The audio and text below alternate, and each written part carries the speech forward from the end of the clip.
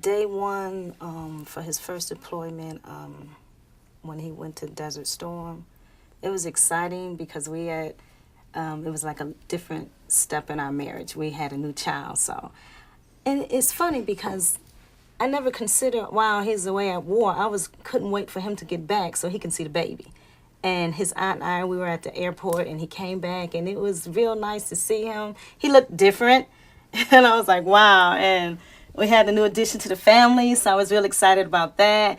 And it never really crossed my mind that maybe he won't come back. It was a big build-up. I can't wait to get back so he can see the baby. So it was a great expectation. I was happy. I was excited, and it was everything that I thought it would be when he first got back. So, but the second one was a little bit scary.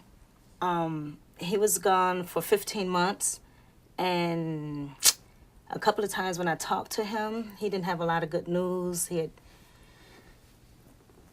told me about how he had been blown up, and so it was scary. And I wanted to see him for the children because it was hard, and he was gone a long time, and he went through a lot.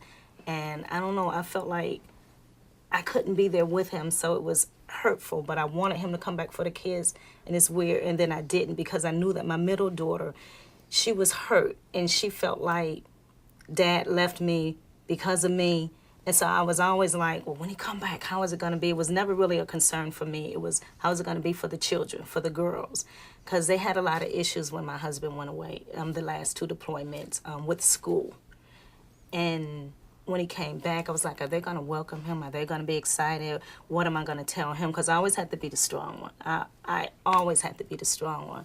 At home, at church, for him, with friends, with family, I always had to be the super girl. So it was never a concern or when he come back, is it going to be, it was always when he come back, what's going to happen with him and the girls? How are they going to respond to Dad?